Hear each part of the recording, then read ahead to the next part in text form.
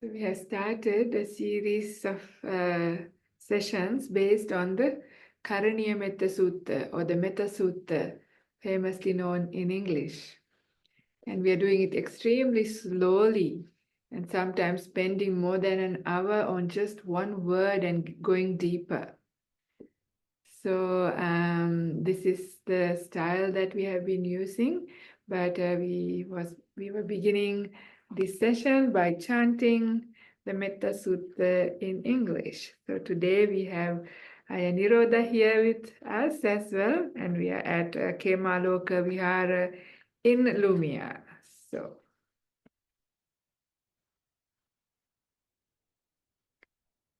okay, so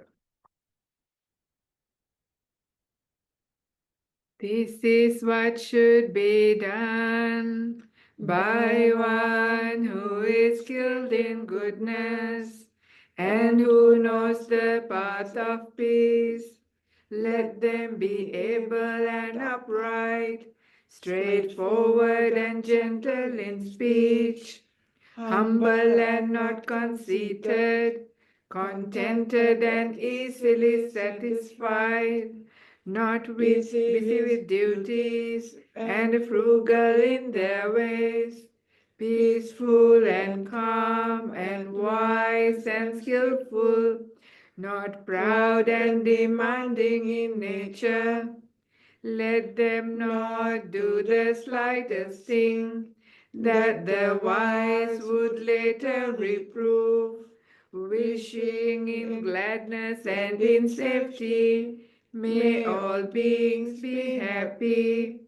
Whatever living beings there may be, whether they are weak or strong, omitting none, the great or the mighty, medium, short or small, the seen and the unseen, those living near and far away, those born and to be born, may all beings be happy. Let none deceive another or despise any being in any state.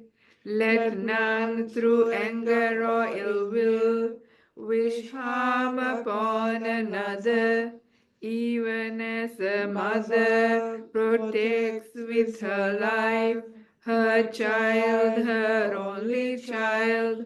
So with a boundless heart should one cherish all living beings, radiating kindness over the entire world, spreading upwards to the skies and downwards to the depths, outwards and unbounded, freed from hatred and ill will, whether standing or walking, seated or lying down, free from drowsiness. One should sustain this recollection. This is said to be the sublime abiding, by not holding to false views, the pure-hearted one, having clarity of vision, being freed from all sense desires, is not born again into this world. Sadhu, sadhu, sadhu.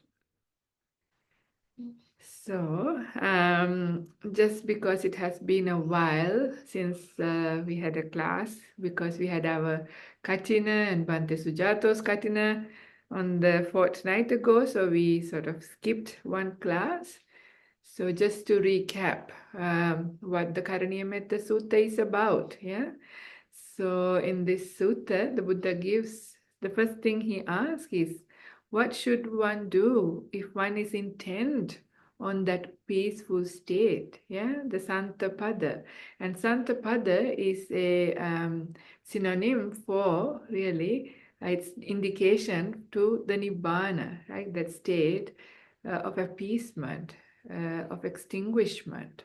Yeah, that is the highest kind of Nibbana, Paramang Sukhang, the Buddha says. So the state of extinguishment of all defilements. So Santapada, the highest form is that. So, and also towards the end of the sutta, the Buddha says, if one practices in this way, the end result is either full enlightenment, or if one falls short, then not coming into this world. Um, so they will be born in the Brahma realms. So anyway, this is a very good sutta that gives a lot of ways, instructions on how to practice, how to prepare our mind, the foundations that we need to put in, or the courses that we need to put in, so that we can get the suitable result. So at the beginning of the Mettasutta, the Karunika Mettasutta, the Buddha talks about maybe 14 different qualities to be developed or cultivated. And we just chanted, so you know what these 14 qualities are as just names or words in a simple way what they are. And even just looking at that, you know that all of us have most of these qualities to some degree. So the potential to enlighten, to potential to awaken is within all of us. So each one of us, maybe different qualities are stronger, different qualities are weaker, but the idea of this spiritual journey is to cultivate the ones that are weaker and make the ones that are strong even stronger. So when they come into fulfillment, like to reach the highest level, that's the level of an arahant. So when we are an arahant, those qualities would have reached its highest. Kind of interesting thing to see.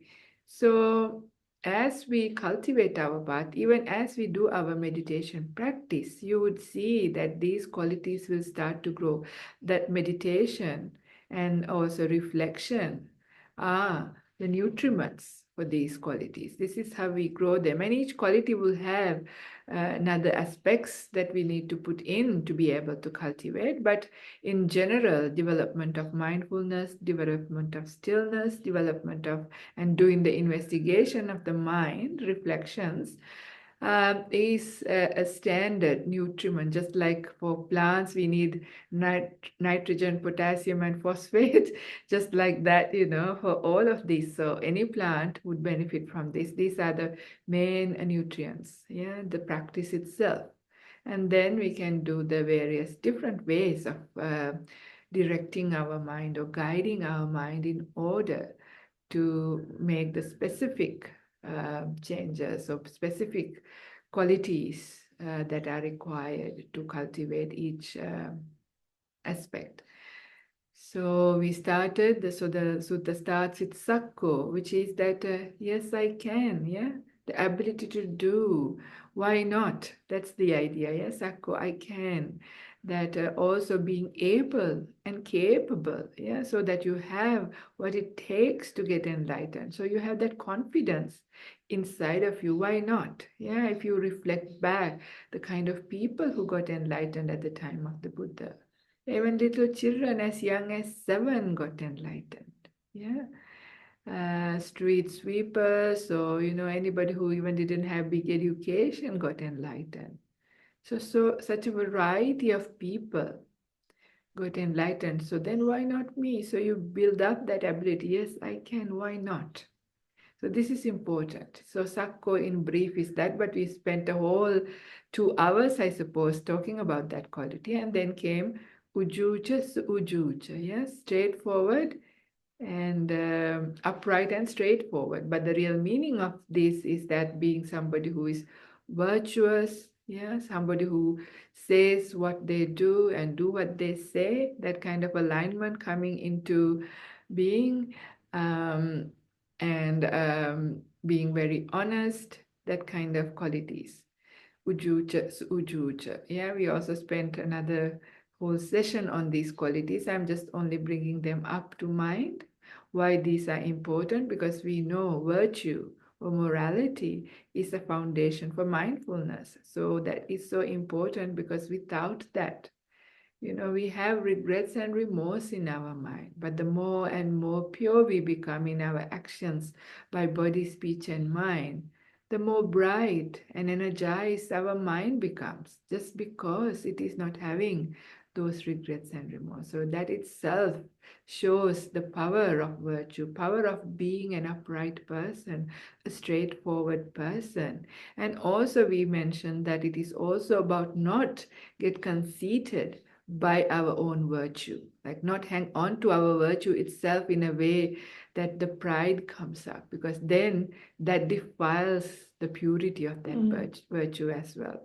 So it is important to remember. So we sort of mentioned that maybe the suujuja, the higher form, is referring to that kind of purity where you are pure, but you don't even hold on to that in the wrong way. So that's ujuja, suachochassa. So that was the quality of being somebody who is easy to speak to, somebody who listens really well. Yeah, and we also discussed how important this is. Yeah, if somebody does not lend their ear and starts with "I know," who are you to tell me? And when you hear people already responding to when you start saying something, "I know, I know, I know," then you know they are not listening. They are only listening to their own knowledge and inner chatter and want. So they can't benefit from any instruction, any advice. So the path is technically close to them. No teacher can help them. And we briefly mentioned even about Venerable Channa, who used to be the Buddha's charioteer in the lay life. So he had quite a lot of pride because he was older and he was a charioteer, and he saw the Buddha as a prince and becoming the Buddha for whatever reason. So he was very difficult to speak to.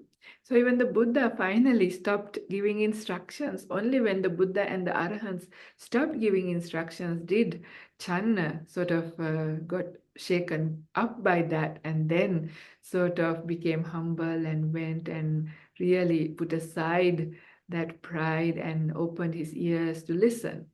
So there are people like that, and it is very unfortunate when we are like a full cup. Yeah, so or whatever is being said, instructed, just falls out, flows out. So therefore, this soachasa is a very important quality to remember. But this is somewhere most of us are quite weak. It's really hard to be a good listener, somebody easy to speak to, because our natural tendency is to protect our ego and say that I am right or justify ourselves. So we take out our guns and start shooting back. Yes, we can say what we need to say, but having fully heard what the other person has to say, after having reflected at the right time, we can respond. If we need to say something, we can do that. And even if the instruction is not clear, or if you think the instruction is not correct, you can ask questions. So this doesn't mean that you just listen and never speak back, not at all. But when somebody is giving instructions, you don't really speak back and argue at the time. Later you can, and in the right way. So sovachasata is an extremely important quality as well. So sako ujucha suvachochasa mudu, being a gentle person. And we also mentioned what real gentleness mean and what the fake gentleness is. Yeah, some people are gentle when the conducive conditions are there, when people are nice, when the environment is good, when the life is going well, when they are peaceful, they can be gentle. When the outside conditions change, some people, they become otherwise. So they are not truly gentle people. We spoke about the mistress Vedika and the servant Kali, who decided to check out the mistress's gentleness. Yeah, and we can see how some people, some of us, could even get deluded, thinking, oh, now we are nearly enlightened. Looks like, I'm on retreat, no defilements, I'm so gentle, so peaceful. But, the real gentleness, real peace comes from wisdom, comes from real, when the defilements are really fading away. With a really gentle person is, of course, an arahant, but we go towards that way. There's much to be said, and I have spent again another whole session, I believe, on being a gentle person, mudu and anatimani, somebody who is humble, yeah, not conceited. Again, we spend quite a lot of time on that. They are related, being gentle and being humble together, mudu anatimani. So today we have come to the next quality in the sutta, which is santussako, yeah, santussa. So santutti, and this is called contentment. Right? This is called contentment. So before I go into this, into suttas and into deep discussions into contentment and why it is so helpful, why it is so powerful, I would like to say a story. This is a kind of a story from Ajahn Brahm, and most of you may have heard this, but for anybody who hasn't heard, it's worthwhile saying it here. So this is the story about the wishing game. Yeah. So there were 5 children and they were doing a game that is called wishing game. Yeah. So anybody, the child who has the best kind of wish was the one who would win this game. So, of course, so the first kid said, if I was to give a wish, what would be your best gift? And he says, oh, I would like to have the latest video game, whatever the name was, I don't know. And he said, I want this, because he's been asking his mom and dad, but they haven't bought it yet. So he was waiting and waiting, and all the kids are also interested. They all like video games. So they thought, yes, that's a great, excellent wish. So they all agreed this was excellent. So then, of course, the second kid said, okay, if I have a wish, I would like to wish to own a whole video game store. So then he said, then I can have the latest game, this one that they wanted, but also every other game and all the new things that will come in the future, because I'm the owner of the game shop. Yeah, so video game shop. So all the kids says, yeah, that's great. That will be cool to have a whole shop. Then they can have all the games. Okay. So that was also nice. So then the third kid has to think about it and said, okay, if I have a wish, I would wish for $1 billion. And everybody went, yeah, that's great, because he said, with my $1 billion, I can own my whole games, video game shop. I can own my own university, so I don't have to go to school. I can get my degree easily. I can have my nice ship or like a sailing boat. I can have a nice house. I can do so many things with my $1 billion, and I can really enjoy my life and also have my favorite video game, everything. So all the kids says, wow, that's amazing. How can you beat that? Yeah. Of course, the fourth kid's wish was even better. So the fourth kid said, if I have a wish, with that, I would wish for 2 more wishes. And then he said, with my first wish, then I would wish for $1 billion and get everything I want at that time. And with my second wish, I would wish for 2 more wishes. And when I manage to run out of my $1 billion, I will again wish for another $1 billion. And with my next wish, 2 more wishes. So essentially, this is endless wishes, right? Endless. So you can get whatever you want by way of money and by way of wishes, because it's endless, the way he has set it up. So of course, in a wishing game, you wonder how can you beat that? Yeah, freedom of desire.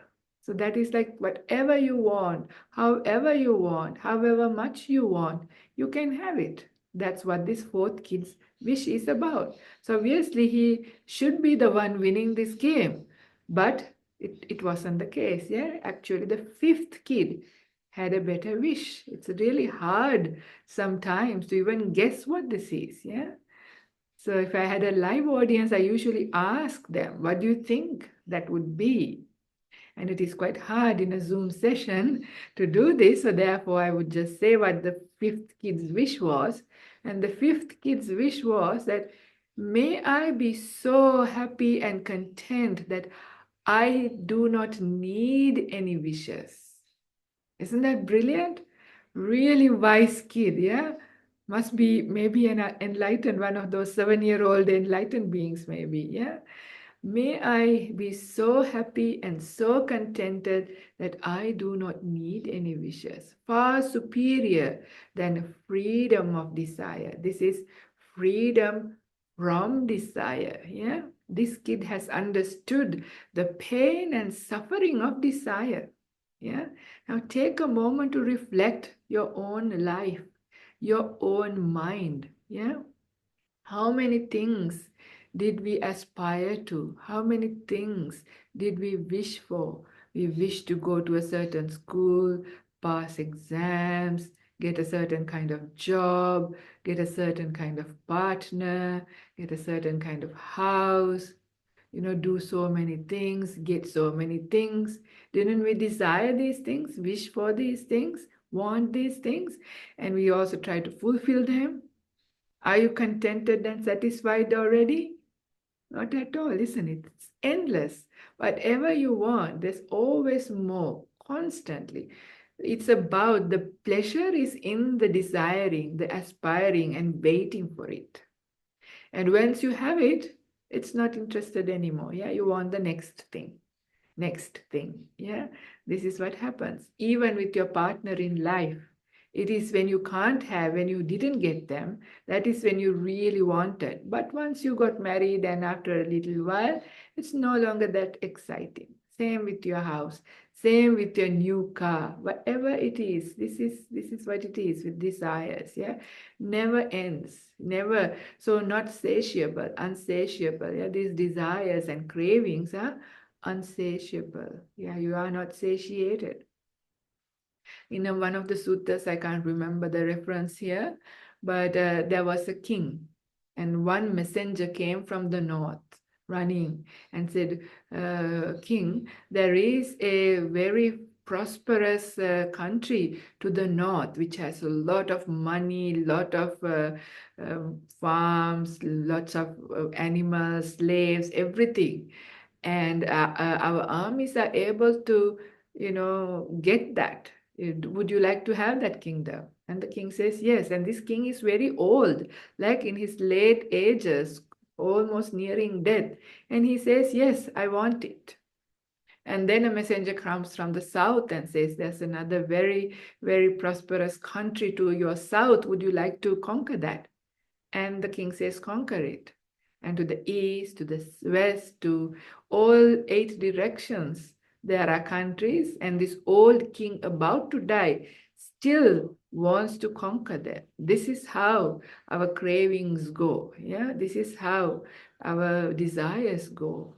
Never satisfied. Yeah, usually never satisfied, want more and more, and you wonder how can you have so much. And in the scripture, sometimes you can see even the kings, how many nymphs or how many, concubines were there in the harem. Yeah, not 5, not 50, not even 500. Some of them had 5,000. Yeah, you wonder, my goodness, that's like an entire, like whole district of people. How can one person deal with 5,000 people in one lifetime? But this is how it goes. If you can have it, you'll have it. So desires and craving is incredible, but never really fully satisfied, right? Because if you were satisfied, why do you want more? So cravings promises you so much, delivers very little. Yeah, we know this from our. So this is why craving is suffering. This is the second noble truth, isn't it?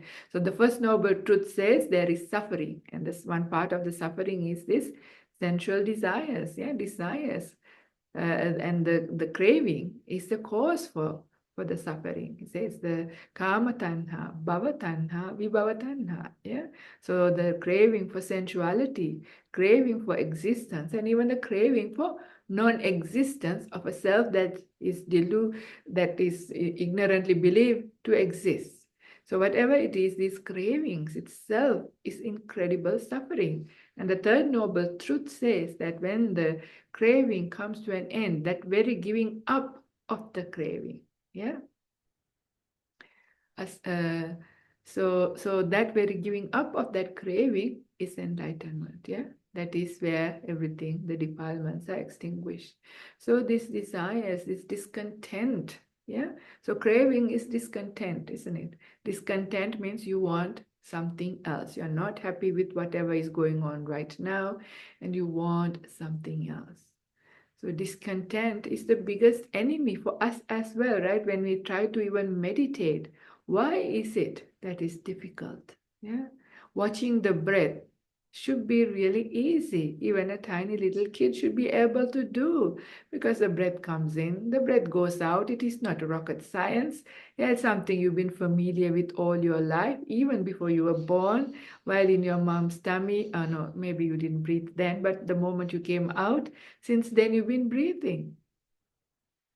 But why is it that it is so hard? It's discontent. Yeah, discontentment is what takes us away from the present moment. If you wish, just close your eyes for a moment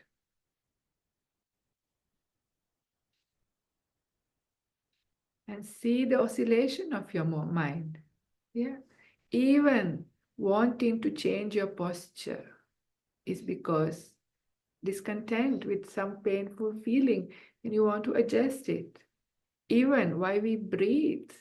Yeah, if we didn't breathe, it's painful. Why we blink our eyes.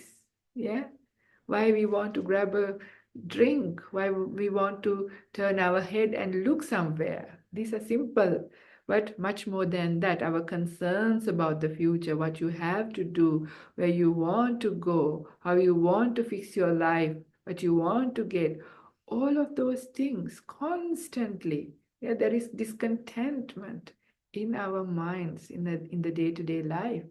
And this is still oscillating and echoing in our mind when we sit down to meditate. So that is why we need to spend quite a bit of time slowly training our mind to give attention to the body, and just to sort of incline our mind towards contentment, to be this is good enough, to acceptance. Yeah, so when we do like that, then we are able to slowly, yeah, train our mind towards contentment. So contentment is a very powerful quality, really powerful quality. So the Buddha says in a verse in Dhammapada, Santuti paramang dhanang. Yeah, contentment is the highest wealth. Just like in the wishing game story, right? It's far superior to any form of wealth, endless amounts of billions of dollars, and endless amounts of wishes as well.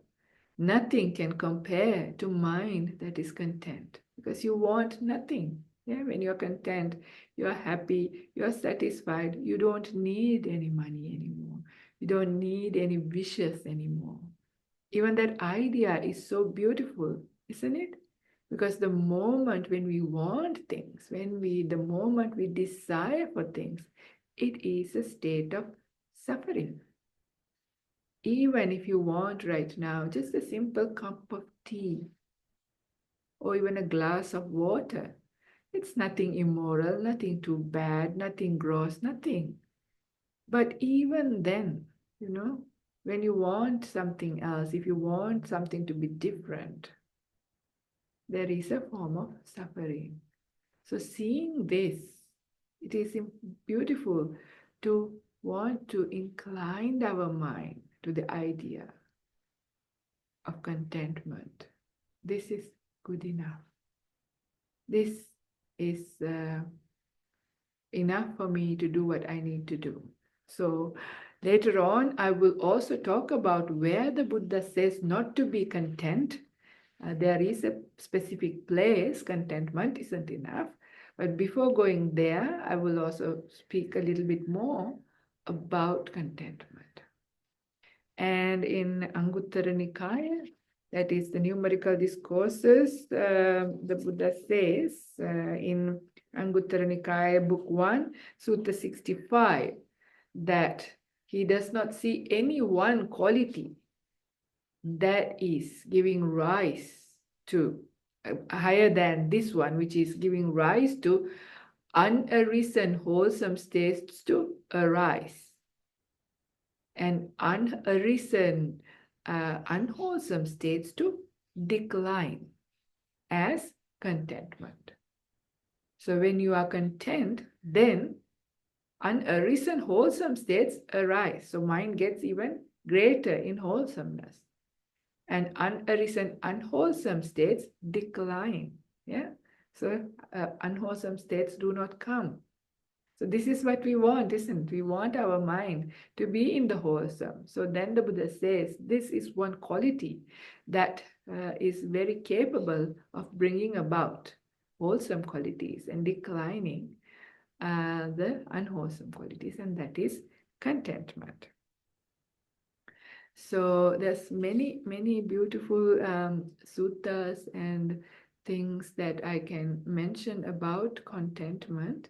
And another place, and this is again by memory, so I might not be 100% accurate with my words, but this comes up in the Parayana Vagga, that is in the Sutta Nipata, in the Kuddaka Nikaya. Tissametteya's verses, he says, Koda santu sito loke, kissano santi injita, so ubhanta mabhinyaya, majje mantana lippati.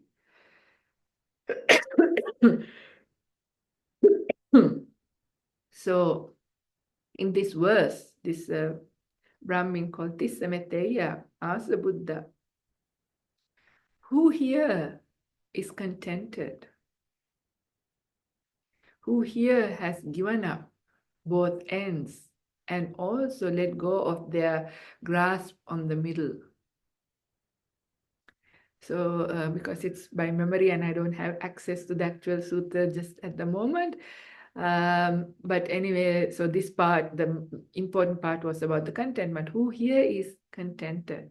Yeah, who here is contented, he asked. And the Buddha's answer, which I can't repeat by memory in verse, but the Buddha's answer was indicating that it is an arahant who is contented. Yeah, so this is the point I wanted to make clear. But if you want a full interpretation or a full commentary of this verse given by the Buddha himself, because the suttas or the verses that are in Parayana Vagga in the Sutta Nipata were already recited while the Buddha was alive. These were the original suttas. Yeah, they were in verses. People memorized them and people practiced them. So this was there, and the Buddha himself gives a commentary to his own verse, and this comes up in Anguttara Nikaya, that is Numerical Discourses, Book 6, Sutta number 63, I believe, called Middle or Majje Sutta. In the Majje Sutta, you will also read this entire verse that I just started saying, only the first few lines, and also an interpretation of it, which is quite beautiful, but we will leave that to another day because it's quite a deep sutta. But what I wanted to highlight here is that contented mind is a mind of an arahant, which is very, very beautiful to know. So because sometimes we think, contentment in a very shallow way, but contentment is very deep. That's a mind that has no waverings. Yeah, it doesn't agitate. It is not shaken.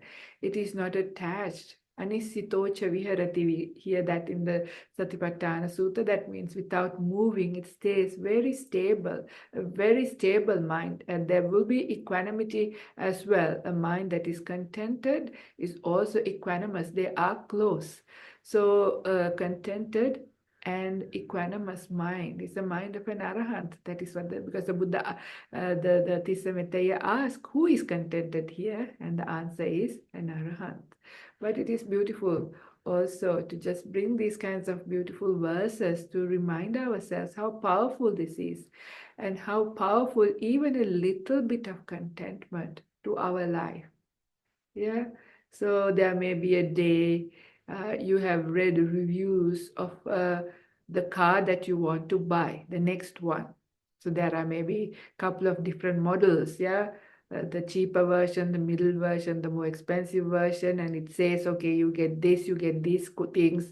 The next level you have this, the next level you have these, and then there are comparative models, right? Okay, you can compare this brand to the next brand which are equal, and then it gets very confusing, right? It is so hard these days to go, let alone buying a car, even to buy a box of cereal. Yeah. So such a huge variety and so much information, and you get very confused and you get really distressed and discontent. Yeah. But the moment you decide, okay, never mind, I don't need a new car. Actually, the car that I have is already still good enough. At the moment you come to that understanding and say, yes, this is actually good enough, I don't need to upgrade my car, and you leave it aside, so much peace, isn't it? So much peace. I'm sure each one of you have experienced this kind of state from time to time, where you have heard, yeah, or you have decided that, yeah, no need, because you see the suffering of a mind that is discontent. It really is a state of suffering. I'm sure we can all relate to it, but in our day-to-day practice, whenever there is this discontent arise, make a note of it. Have a good look at it. Face it. Yeah, head on. Face it and see, this is what discontentment is like. Why am I discontent? Why can't I be content with what I have? Yeah, why can't I be content and accept things? Because contentment and acceptance goes together as well. So these are very, very powerful qualities to bring peace to our life right here, right now. Yeah, so this is really important to remember. Think about a time when you had sickness. Yeah, the moment you have sickness, how much more the pain became when discontentment joined the sickness. Yeah, but when you were content with, okay, never mind, maybe for the rest of my life I have to live with this chronic condition. This is true for many of us. There are all different kinds of chronic health conditions that sets into our life. Yeah, and when we have discontentment, we want to cure it, we want to get rid of it. It is incredibly painful. But the moment you accept it, you allow it to be, it's far more easy to bear, even if it is difficult chronic pain. The mental pain is what makes it more unbearable. The more moment you allow it to be, yeah, allow it to be happy with it, then it is possible. Yesterday, somebody sent me a video uh, about a mind and body connection called the body matrix. I mean, I don't know, I need to do a little bit more research to know the authenticity of this, because I'm always a bit careful about things from the internet, because there's a lot of misinformation and disinformation. But the idea was very interesting. It was talking about, the energies and also the other things that influence our body and its working. But what is most interesting, that's relevant to this topic, is that how powerful the mind is in curing the body. Like when we actually, they have done research apparently, because it was a video, I couldn't see any research papers and things like that to really say this. But of course, we hear Ajahn Brahm says this, and of course, these probably are also in elsewhere in the suttas, that when we allow things, when we don't fight with things, they tend to heal. So the cancers, for example, like when you want to get rid of the cancer, when you want to cut it away, do all kinds of things to it, it also fight back and sometimes hard to get rid of. Sometimes when you accept, you don't get distressed, you become calm, even if you can build up beautiful loving kindness, mind, beautiful states of mind, of acceptance, contentment, and and cancers have known to disappear. Yeah, even Ajahn Brahm talks about this in his talks. So there must be some truth too, and they are now finding it through science and research. If what I have seen is authentic. But anyway, so contentment is very powerful in healing our bodies, and a lot of the sicknesses in our body and mind is a lot to do also with this discontent, strong desires, yeah, strong cravings, and also rejection, which is the opposite side. Yeah, I don't want is a form of wanting. Yeah, so I don't want the rejection, pushing things aside, trying to, remove, eliminate, crush, burn. This is the kind of attitude we have, especially the modern medicine is also like that. I'm not saying that you shouldn't do modern medicine, you should, but I'm saying our attitude as human beings are often coming from the wrong end sometimes. Yeah. So it's finding a good balance between these. And of course, whatever you can do, you need to do, but also see the power of the mind in the healing of the body and the mind. And one of the most powerful things with that is contentment and acceptance rather than fighting in the wrong way. Yeah. So remember that as well, the power of contentment. But when it comes to the Buddha's teachings, also, all of these things are true, but also very often, if you do a search on contentment, a lot of it also comes with relation to the four requisites. And even that itself, even this is true for lay people as well, but four requisites is the four basic needs. So this is where the very interesting idea of checking what are your needs and what are your wants. Two different things, right? Your needs and your wants. So often I ask, and kids come up with very good answers. But of course, your needs are you need water, food and water. You need shelter. You need clothing and you need medicine. And that is just to take the basic requirements to take care of this body. Yeah, if without those things, the body would perish and it might die. So if you want to be alive, these are your needs. Everything else are your wants. So take some time to reflect between your needs and your wants.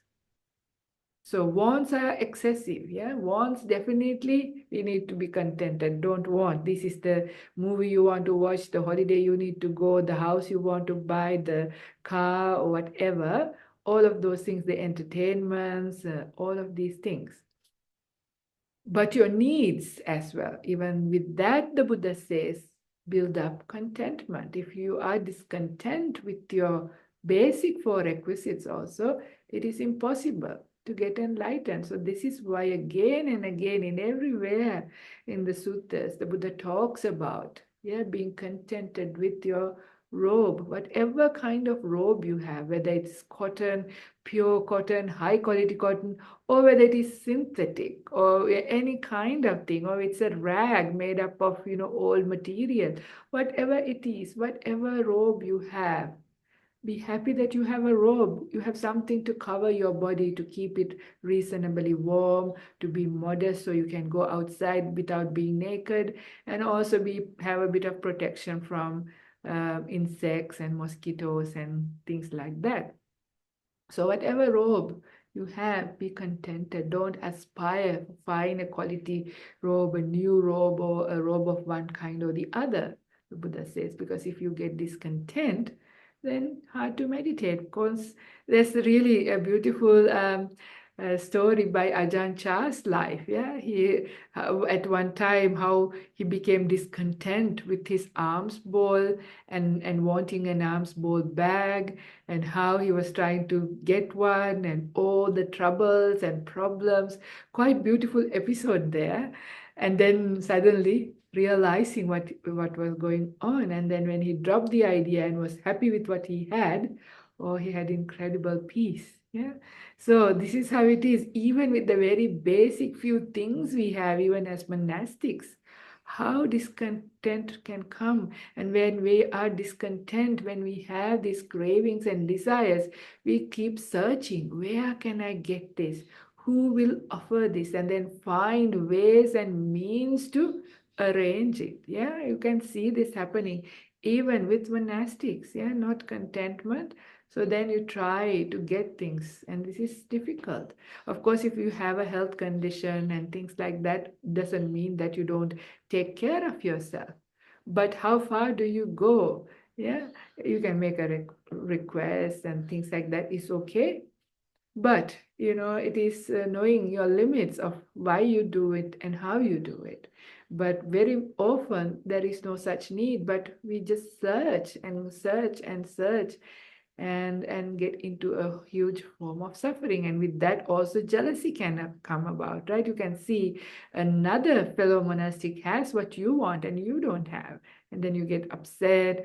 All of these things can even happen in monastic life, and this also happens in lay life as well. So even for you also, it is saying for all of us to be content with our clothes, whatever clothes we have, to be content with whatever alms food we get or whatever kind of food we are able to get. Yeah, I remember during COVID time, this became very apparent, isn't it?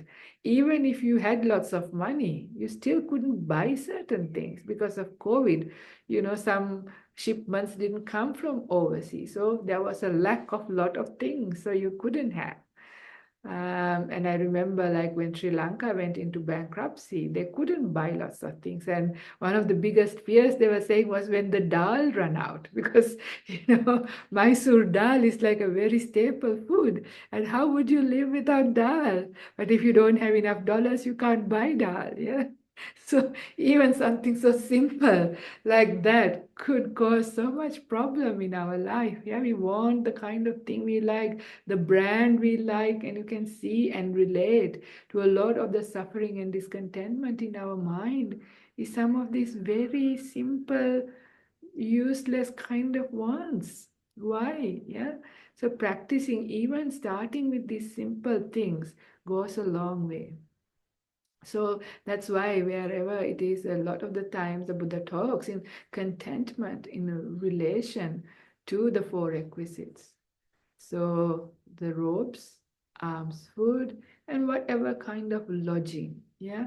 So whatever simple thing, usually the one that we have is a foot of a tree, empty hut, yeah, a forest, something like that. Of course, these days and in cold countries, maybe really hard. I mean, India was also cold. I don't know how it is hard to even imagine that. Nowadays, we need a house, and even with that house, it's not enough, isn't it? We need much more comfort to be right temperature, right conditions, all these things. But how discontentment can cause so much trouble. So content with whatever lodging we have, so much peace. Yeah. And then of course medicines as well. So whatever medicines that's available, and that's good enough. And for monastics, the medicine, the only medicine that's available, because those days, it was hard to find things. And monastics lived in faraway jungles and, places, and only small villages. There were no big pharmacies and doctors around. So it is the urine. Some people say it's your own urine. Some people say it's the urine of a cow. Whichever it is, it's something not so difficult to find and not something that's expensive, but supposed to cure a lot of illnesses. I don't know what modern medicine and doctors would think about it, but this was the recommendation by the Buddha. This is in the Bhesa Javagda if you want to read it out. Very simple thing. So whatever simple medicine, to be contented is what the Buddha says. So to be contented with our four requisites. So just taking a few moments to see how our discontent arises precisely based on these very simple wants, or wanting to adjust our life so it's perfect. Even having to put double glazed windows so we don't hear sound and there's much better temperature. Yeah, all these things, very subtle. And we are at a time in the world. It's so hard because of there's so much choice, so much brainwashing from outside, telling you what you need to have to be happy. So take a moment sometimes when you hear these things to reflect, do I really need it? So don't become so gullible to all of these things what the world tells you. Instead, stop, investigate, and see what are the things that you do need in order to get enlightened, in order to truly be happy, in order to truly end suffering. Yeah, those are the things that matters. So before I go into the other side of contentment, I want to stop for a moment and ask whether anybody has any questions, any comments, anything that they would like to add, ask. Please, you can unmute or you can put into the chat. So, so I hear nothing, everybody is very still. So I'm going to, just because I didn't read any suttas, which is unusual. So one of the reasons is I'm at the Vihara and I realize I haven't brought down an Anguttara Nikaya book and it's hard to read on the screen while there's a Zoom. So that's one of the reasons that I had to say many things by memory. But here I will read a very beautiful sutta. This is in Samyutta Nikaya, that is Connected Discourses in Kassapa Samyutta, which is chapter 16, sutta number 1, called Content. So here it goes. At Savatthi, bhikkhus, this Kassapa is content with any kind of robe. Now, for anybody who does not know who Venerable Mahakassapa was, he was one of the great disciples of the Buddha. He had a very quite a inclination to be quite ascetic in his lifestyle. So he always lived in the forest and only wore rag robes and went on alms round. And even as an arahant, even when in his really old age, he still chose to be that way. And even the Buddha invited him, saying that now you are so old, why don't you come and stay in the monastery? But he still refused and continued to stay in the forest and live in that way. And the reason was as an inspiration for the later generations who are able to do that, to show the power of this kind of very, very simple. So he was kind of like the highest in contentment with the four requisites. So this sutta, he talks about this monk. Yeah, he was a great disciple. And he speaks in praise of contentment with any kind of robe. And he does not engage in a wrong search in what is improper for the sake of a robe. So this is where I said, if you're not happy with your robe, then you try to look for lay people, try to search where you can get one, how to obtain a better robe. So he didn't engage even in the wrong kind of search, yeah, in the improper way for the sake of robe. So this is quite powerful. If he does not get a robe, he is not agitated. And if he gets one, he uses it without being tied to it. So this is the other thing, right? If you get your most perfect, amazing robe, then what happens if it gets torn, yeah? Or it's something like some dye falls in and then it discolors it, or somebody steals it. How upset, right? So he says, and if he gets one, he uses it without being tied to it, uninfatuated with it, not blindly absorbed in it, seeing the danger in it, understanding the escape. Yeah. So he sees the danger in the attachment to these material things. Yeah. And he sees the escape from it is the ending up craving for those things. So he only uses it for the very practical use of having to cover the body and give some warmth and protect it from insects and glad flies, things like that. That's all it is. So think about it. Again, I shall read this because it's kind of really powerful. Anyway, the same comes up in the with the alms food, but I will read because the full version is here. So this Kassapa is content with any kind of robe, and he speaks in praise of contentment with any kind of robe, and he does not engage in a wrong search in what is improper for the sake of a robe. If he does not get a robe, he is not agitated, and if he gets one, he uses it without being tied to it, uninfatuated with it, not blindly absorbed in it, seeing the danger in it, understanding the escape. Then he says the same for all the other requisites, that is for alms food, for your lodging and medicines. And then the Buddha says, therefore, bhikkhus, you should train yourself thus. This is Sikhitabba. This is a training rule for the monastics or for anybody who is intent on the spiritual path. We will be content with any kind of robe, and we will speak in praise of contentment with any kind of robe. We will not engage in wrong search in what is improper for the sake of a robe. If we do not get a robe, we will not be agitated. And if we get one, we will use it without being tied to it, uninfatuated with it, not blindly absorbed in it, seeing the danger in it, understanding the escape. Yeah. So this is quite powerful. So this is a very beautiful reminder for all of our things, right? Even whether we are monastics or whether we are lay people, just remember this instruction, how to use the requisites or whatever you need, because of course for our living, we need things.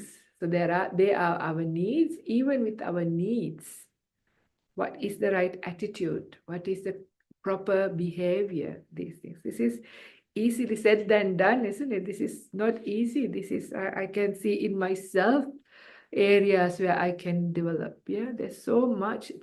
It goes so deep. Yes, but it is also the form of discontent for us. I think I have made enough point about contentment. I will go to the other side of the coin. Okay, so this is a sutta in Connected Discourses, Samyutta Nikaya, chapter 55, called Sotapatti Samyutta. So this is about stream winning.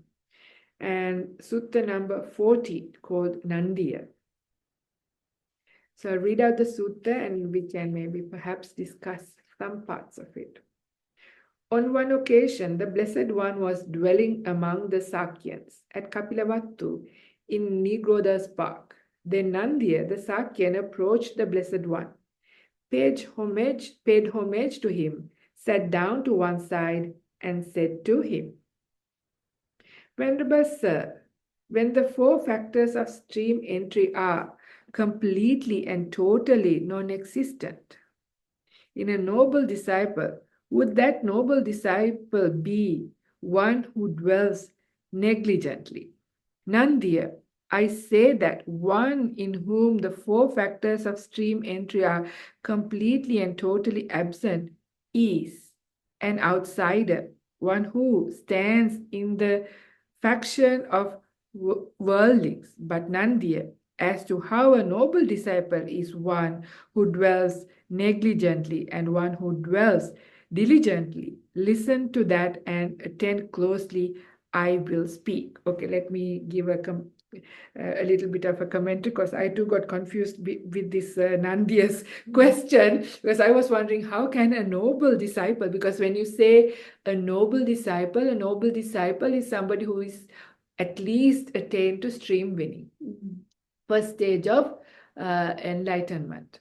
So, how can the factors for enlightenment be missing and completely absent from one? So that's why I got a bit confused and read, because it's not possible. So, what are these four factors? The four factors, the Sotapatti Anga, the four factors are: first one is Sappurisa Sangsevana, the association of a noble one. Saddhamma Savana, listening to the teachings of the Buddha. Yoniso Manasikara, wise attention. And Dhammanu Dhamma Patipatti, that is, living according to and applying these teachings. So these four, the Buddha says, they are not only for stream winning, but these four are the ones that takes you all the way to full enlightenment. So of course it is not possible for those factors to be non-existent, and then he's telling, the Nandya is asking, if they are not there, is that noble disciple living negligently? It's kind of a very foolish, kind of stupid question. And then the Buddha answers and says, Nandi, it is not possible. Yeah, it is not possible. It's only somebody who's not a noble disciple, somebody who is outside of that, a normal, ordinary worldling who's not yet attained to at least stream winning. That's somebody who could lack these things. And he says, how? But he says, how can a noble disciple live negligently? That is possible. That is, even somebody who is a stream winner might neglect their practice. And this sometimes you may see, because they might think, okay, now I've done, I can do some more service, I can, and they can get carried away with things. This happens.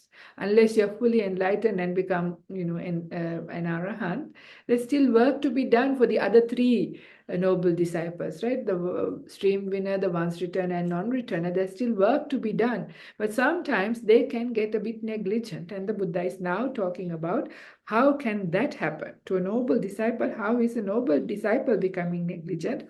And he says, I shall speak about this.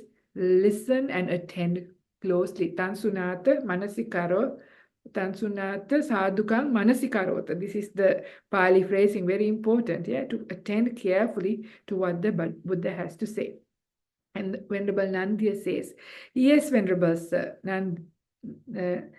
yes, Venerable Sir, Nandya the Sakyan replied, the Blessed One said this.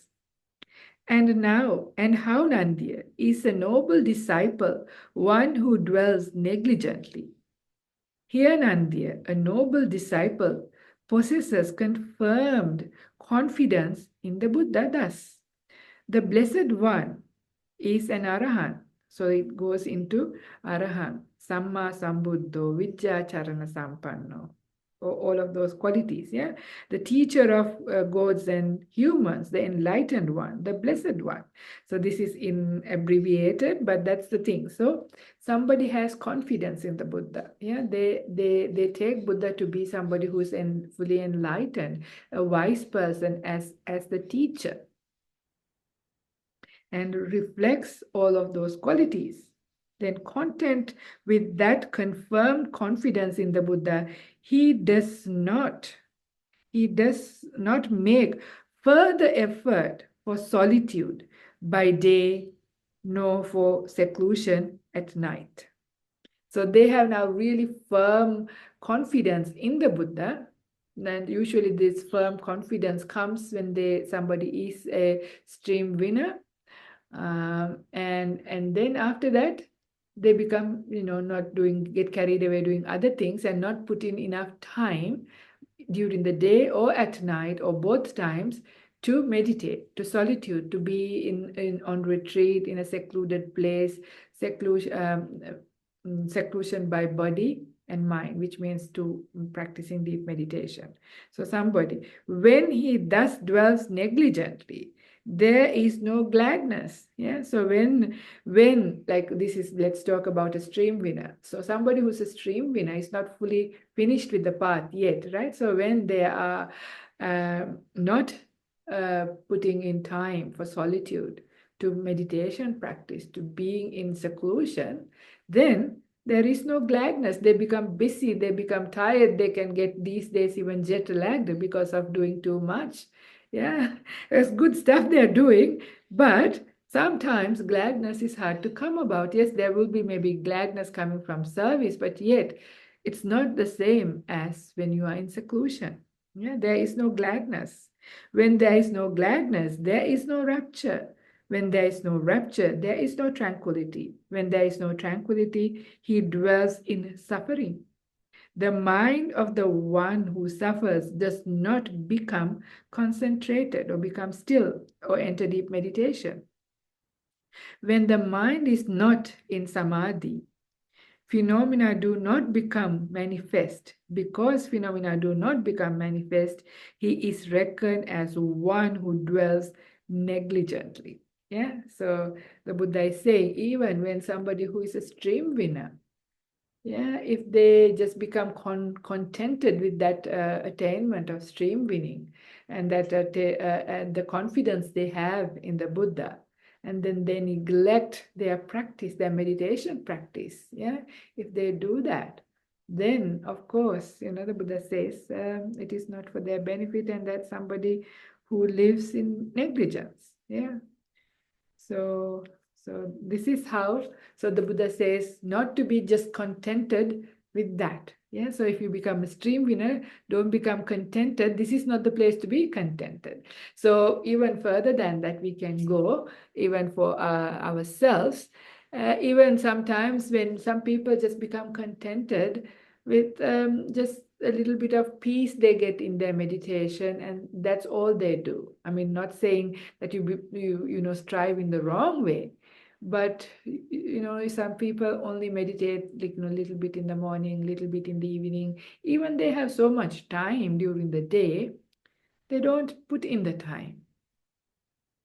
Yeah, they're just happy with the simple practice they have and don't put further effort. So if you're not finished, the Buddha says you need to constantly increase it. Yeah, increase the time, increase the effort in the right way, not in the wrong way. I have to be very careful. Wrong kind of effort with will get you in the wrong direction, coming from sense of self. This is not the right kind of effort, but wrong. This is the wrong kind of effort, but putting in the right kind of effort, that is in putting in the time, sitting, yeah, cultivating the mind, putting in the right courses, doing that we need to continue to do. Otherwise, progress is also not possible. But we see people, I'm contented with just going on one retreat, I'm contented with my 10 minutes meditation practice. Yes, that's good if you're doing that, but you need to slowly increase it. Otherwise, there is no further growth. So that's what the Buddha is saying. Even for somebody who is a stream winner, who has very powerful meditation already, even if they do not put enough time into meditation, then they are living negligent. So not much to say about us, isn't it? So we need to also remember where we need to be contented, where not to be contented. So contentment is with worldly desires, but not contentment with just staying in a very simple, peaceful state and not aspiring all the way. Yeah, so we need to not be contented in just a little practice. We need to put in more time, is what the Buddha is saying here. Again and again, a noble disciple possesses confirmed confidence in the Dhamma. In the Sangha, he possesses the virtues dear to the noble ones, unbroken, leading concentration, contentment with those virtues dear to the noble ones. He does not make further effort for solitude by day, nor for seclusion at night. When he thus dwells negligently, there is no gladness, and the whole sequence goes.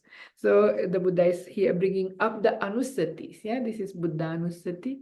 That's a recollection of the Buddha, recollection of the Dhamma, recollection of the Sangha, recollection of your own virtue, recollection of your own generosity, all of those things. And they have firm confidence in these things, at least with your confidence in the Buddha, Dhamma, Sangha, and your virtue. Sorry, not the generosity part here. These are the confidences.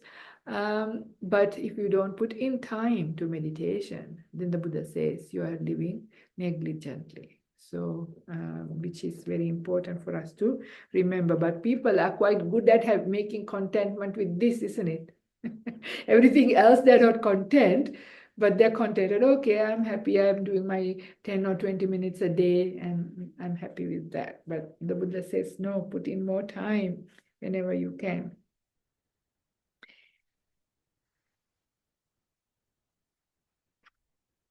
So how you dwell diligently is the opposite, yeah?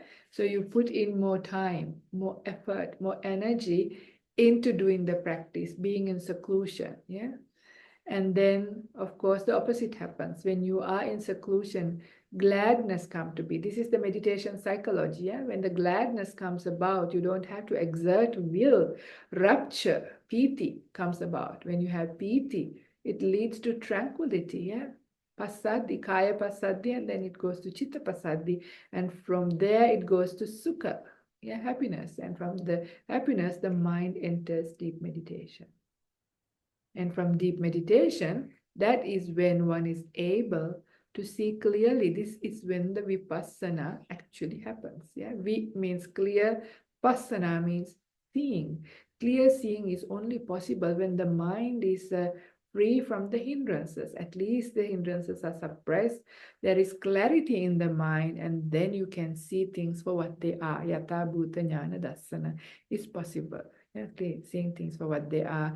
And that's what brings about enlightenment, the realization, the reality of things, and you become fully liberated in the mind. So this is just in brief, but showing this sutta I mainly brought up to show where not to be contented. So there are places, and we are good at doing the wrong things. So that is why I wanted to highlight that. Venerable, I've been speaking a lot. Would you like to add something to this? I want to say sadhu to a very brilliant Dharma talk, Ajahn Karunika, and thank you for sharing it, and may you live long and continue with your activities. Please also say sadhu, because it's very important to be grateful for the teachings we are receiving, and today was a special event. Thank you very much. But Sadhu, you know, sadhu. something that I have, if I may share, have Yeah. seen Yes. with you is Yes. you have a lot of contentment. Yeah, even as I've seen you for maybe 14, 15 years from time to time, this is so beautiful, yeah, because you see sometimes, how even people as they grow older, they go to the other end. You see very often in the world, people getting older and they are full of complaints. This ache, that ache, this could be better, that could be better. I don't have this, why I don't get this.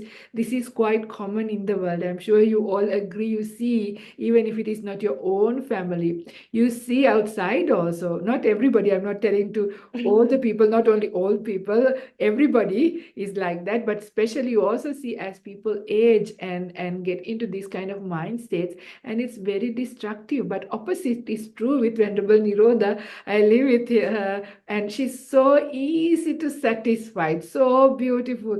Even if you get her a McDonald's coffee, she's so happy. She says, oh, this is so nice, and everything. Thank you It's very a much. very beautiful Yeah. mind, because you Yes. have cultivated, I Yes, suppose. and I just want to say that this is the confirmation of the Buddha's teaching, because I had a very privileged and rich life. And when I became a monastic, I was a threat to certain society. They thought something went wrong with me. I had been mentally impaired or something. So they took me to a psychiatrist, because they couldn't understand that I was happily renouncing my previous lay life. So the psychiatrist said to me, "And what man did that to you?" Yes, the usual question. So I said, "The Lord Buddha." And he could not actually defeat me with all his questions and his therapy. So now the ex therapist is now a Buddhist. It's a nice story. Yes, it's a nice story just to But, say, because you don't need to know much, but you can always bring it back to why have you changed? You know, you don't want to go to another cult or something, but there's more and more freedom coming for you. I don't have to have the things which I used to have, you know. So that is the real freedom. So thank you very much for a very beautiful Yeah. Dharma talk. But also I want to let you know that also living with people who are easy completely satisfied and contented is also a way to cultivate that quality within you. So that's like a very big benefit living with Venerable Nirodha. And it's really beautiful way to cultivate, because we forget, because we live in the modern world with constantly people complaining and wanting something better and saying why it can't be this or that.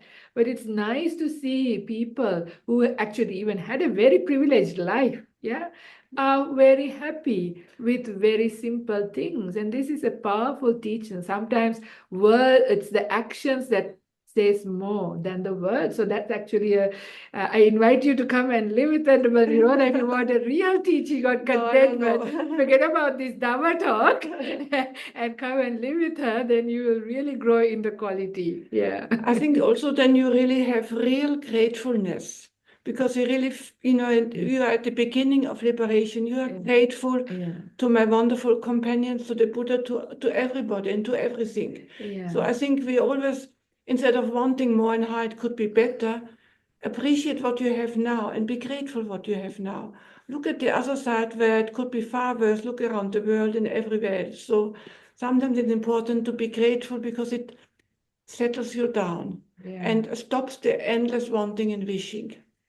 Thank you, Venerable. Contentment and gratefulness also goes together. hand in Yeah, when hand, you have absolutely. gratitude, That's when you right. have appreciation for what Yeah. you have, that brings you to contentment. Yeah. And this is the problem in the Yeah. modern world, Yeah. because they, first of all, very many people forget to be grateful, Yeah. to be appreciative. Yeah. And they instead complain. And it is that unappreciative, ungrateful mind that leads to depression. This is wanting, moving, It's rather dangerous. So, Yeah. if you want to stay Yeah. away from this very big pandemic, which is depression, not COVID, Yeah. depression and these kinds of other mental health issues, then developing contentment is the way to go, and gratitude together. Yeah, those two go And hand in hand. unhappiness is also rooted in Unhappiness. it.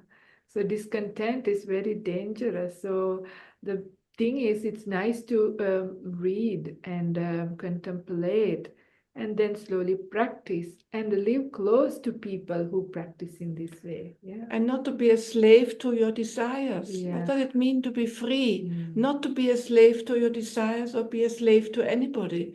You can be under you have to work for somebody, but you have to have that inner freedom, that inner freedom which comes from purity and from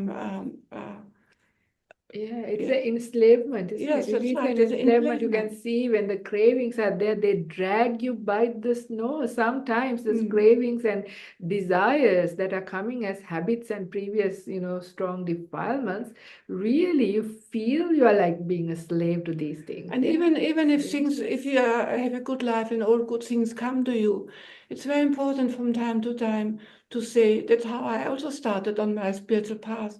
When all these extraordinary things came, just to say, no, thank you, I don't have to have it.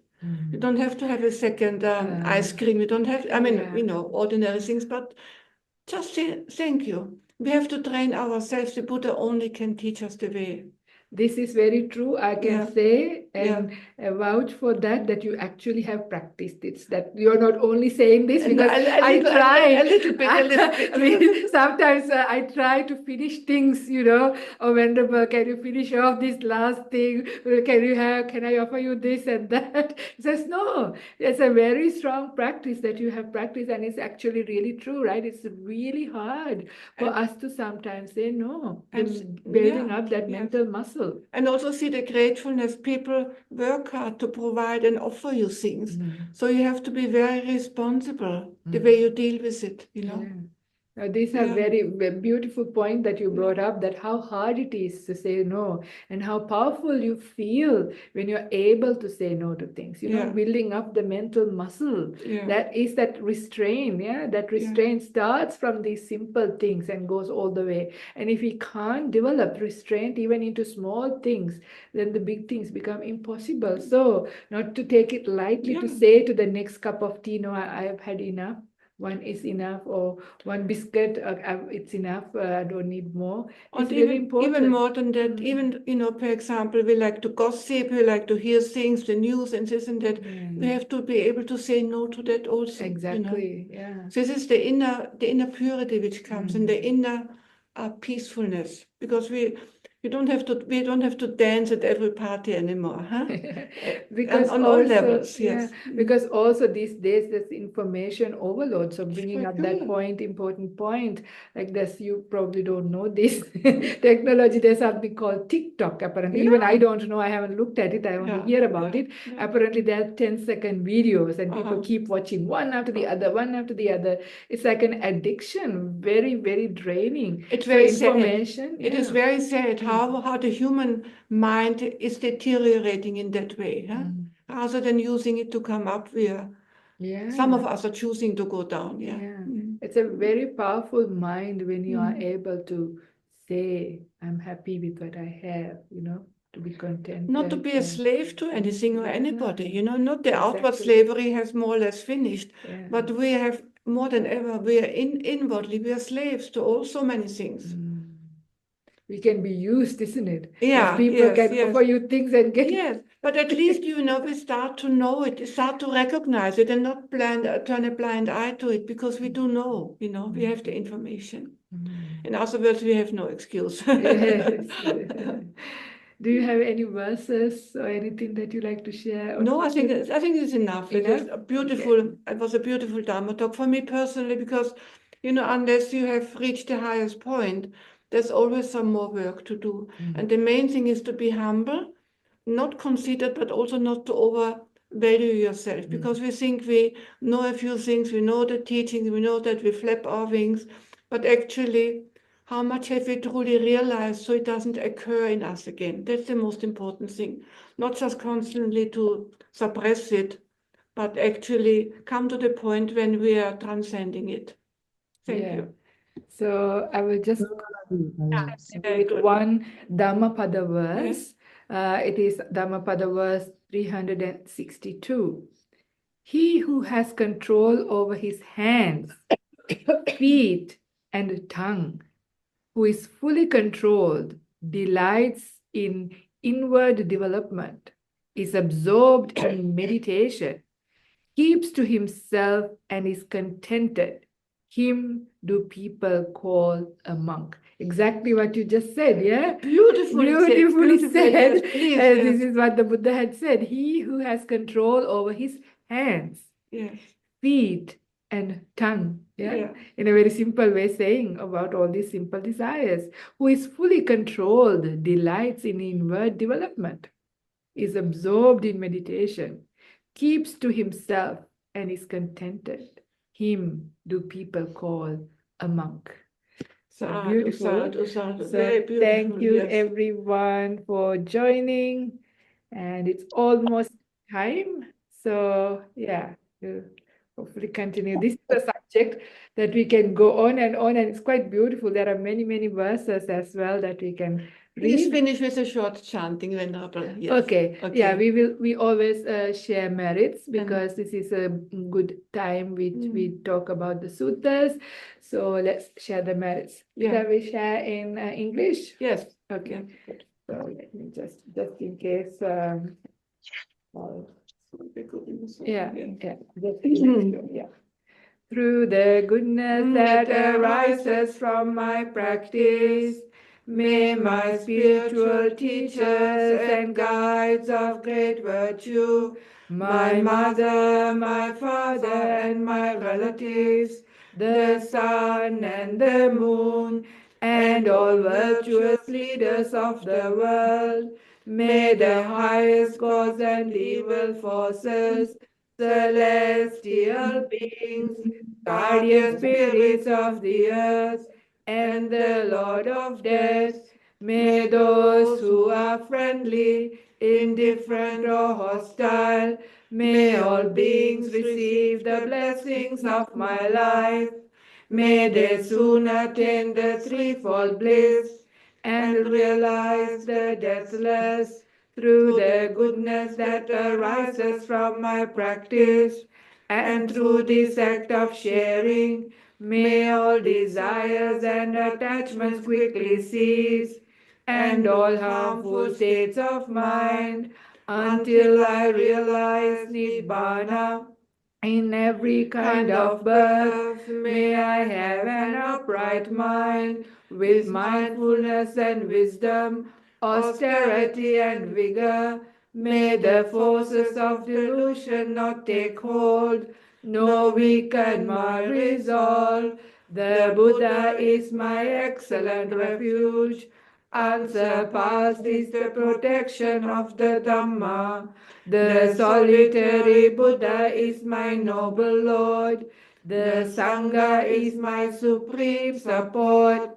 Through the supreme power of all these, may darkness and delusion be dispelled. Sadhu, sadhu, sadhu.